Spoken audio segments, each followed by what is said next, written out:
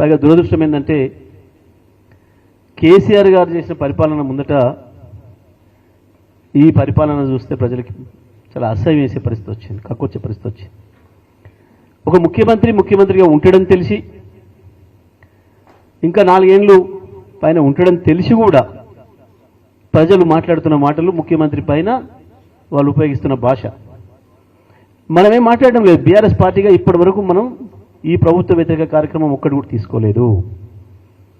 ఇంకా ప్రభుత్వాన్ని వాళ్ళు ఇచ్చిన హామీల మీద ప్రతిపక్షంగా నిలదీయడం ఇంకా ప్రారంభించలేదు. మనము కేవలం వీళ్ళు కొత్తగా సృష్టించి ప్రజలకు ఏదైతే ఇబ్బందులు తెస్తున్నారో, ప్రజల ఆస్తుల్ని కొల్లగొట్టే ప్రయత్నం చేస్తున్నారో లగచర్ల లాంటి సంఘటనలతోని, ఆ విషయాల్లో ప్రజలకు రక్షణ కొరకు మాత్రమే పోతున్నాం తప్ప ఇంకా మనం ప్రజలు మనకి ఇచ్చిన బాధ్యత ప్రతిపక్షంగా ఏదైతే ఉందో ఇంకా అసలు అది మొదలు పెట్టాల్సిందే ఉంది. కానీ ఇప్పటికే మొదలైంది. కేసీఆర్ రావట్లేడు అని మాట్లాడినారు. ఒకటే ఒక సభలో కేసీఆర్ గారు మాట్లాడిపోయారు. ఏం మాట్లాడుతున్నాడు? అప్పుడే ఏమొచ్చింది? మమ్మల్ని పని చేయనిస్తలేరు, మమ్మల్ని అడ్డుకుంటున్నారు. ఈ మాట అంటారనే కేసీఆర్ గారు సమయం ఇచ్చిండు. మాకు కూడా చెప్పండి, కొత్త ప్రభుత్వం, వాళ్ళు కూడా కొత్త మనుషులు, నిలదొక్కొనియండి, వదిలేయండి, ఇప్పుడే మనకండి, చూద్దాం ఒక 6 నెలల్లో ఏడాదో, ప్రజలు కూడా మనల్ని మెచ్చుకుంటట్టు ఉండాలి, మనం మాట్లాడేది ఒప్పుకుంటట్టు ఉండాలి, ప్రజలతో కూడా మనం విమర్శ తెచ్చుకునే పరిస్థితి ఉండకూడదు. ఒక విజ్ఞత గల నాయకుడు కాబట్టి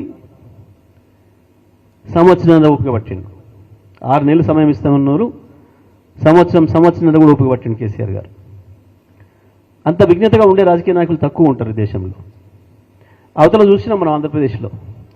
ఈయన వచ్చిన తెల్లారి ఆయన దాడి మొదలు పెడుతున్నాడు, ఆయన వచ్చిన తెల్లారి ఈయన దాడి మొదలు పెడుతున్నాడు. కేసీఆర్ అట్లా పోలే. ఈ రాష్ట్రాన్ని తెచ్చిన నాయకుడిగా, ఈ రాష్ట్రాన్ని తేవడానికి అనేక ఇబ్బందులు పడ్డ నాయకుడిగా, ప్రజల నాడి తెలిసిన నాయకుడిగా,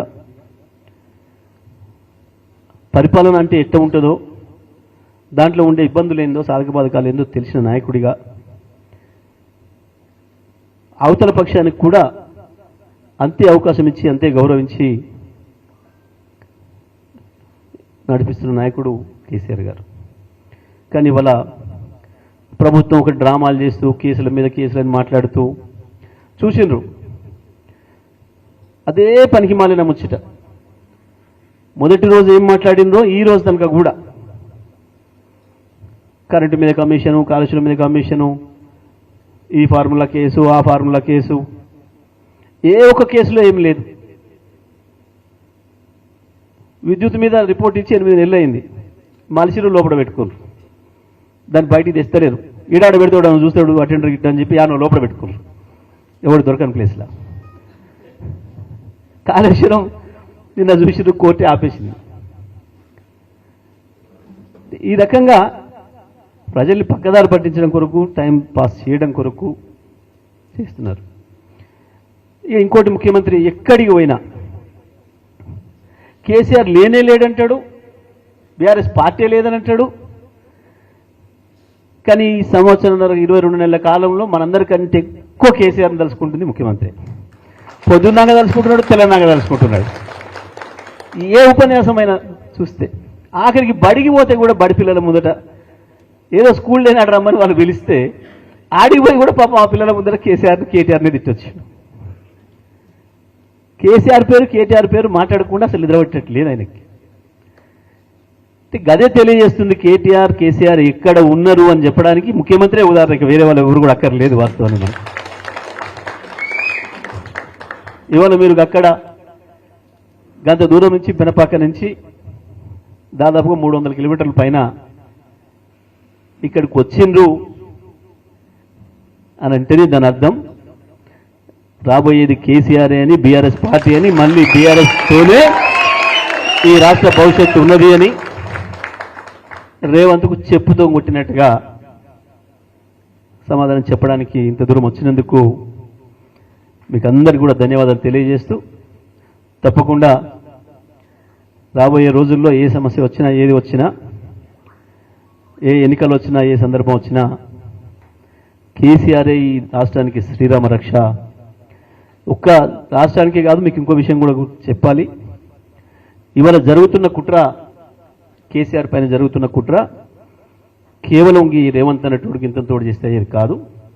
దాని వెనకాల తప్పకుండా చంద్రబాబు, మోడీ ఇద్దరు కూడా ఉన్నారు.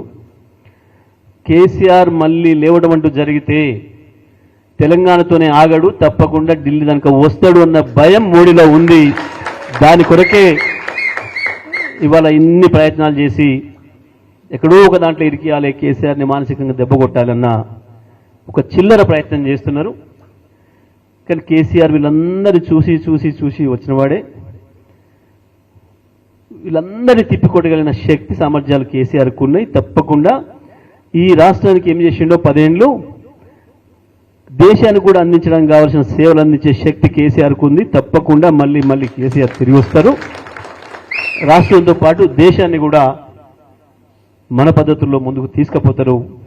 దాంట్లో మనం అందరం కూడా భాగస్వామ్యం కావాలని, మీరు కూడా భాగస్వామ్యం కావడానికి వచ్చినందుకు మీ అందరికీ పేరు పేరున ధన్యవాదాలు తెలియజేస్తూ సెలవు. జై తెలంగాణ, జై కేసీఆర్. జగదీష్ రెడ్డి గారికి ప్రత్యేకమైనటువంటి ధన్యవాదాలు తెలియజేస్తాను. వారి ప్రసంగంలో బ్రహ్మాండమైనటువంటి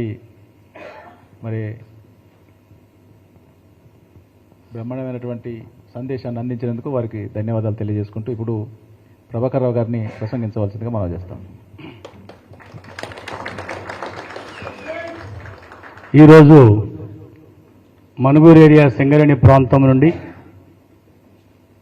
టీఆర్ఎస్ పార్టీలో జాయిన్ అవ్వడానికి ఏర్పాటు చేసిన కార్యక్రమానికి అధ్యక్షులు, మన పినపాక నియోజకవర్గ మాజీ శాసనసభ్యులు, భద్రాద్రి కొత్తగూడెం జిల్లా అధ్యక్షులు శ్రీ రేగా కాంతారావు గారు, ఈనాటి ముఖ్యమంత్రి, బీఆర్ఎస్ పార్టీ కార్యనిర్వాహక అధ్యక్షులు గౌరవనీయులు కేటీఆర్ గారికి, మాజీ మంత్రివర్యులు సూర్యాపేట శాసనసభ్యులు జగదీష్ రెడ్డి గారు, బీఆర్ఎస్ పార్టీ రాష్ట్ర ప్రధాన కార్యదర్శి తక్కిళ్లపల్లి రవీంద్రరావు గారు, మన మనుగూరు జెడ్పీటీసీ సభ్యులు పోసం నరసింహరావు గారు, నా సహచర యూనియన్ మిత్రులు వర్మ గారు, వీరభద్రయ్య గారు, అమిత్ గారు, శివాజీ గారు, కృష్ణ గారు, పార్టీ మిత్రులు గిరి గారు, మరి మనందరం ఇక్కడికి ఇచ్చేసినందుకు మీ అందరికీ కూడా పేరు పేరున అభినందనలు తెలియజేస్తూ, మరి అన్నకు కూడా కొన్ని విషయాలు మీ దృష్టికి తీసుకురావాలని, 2023 ఎండింగ్ వరకు కూడా మీ అందరం కూడా బీఆర్ఎస్ పార్టీయే, తెలంగాణ బొగ్గుగని కార్మిక సంఘం సభ్యులమే.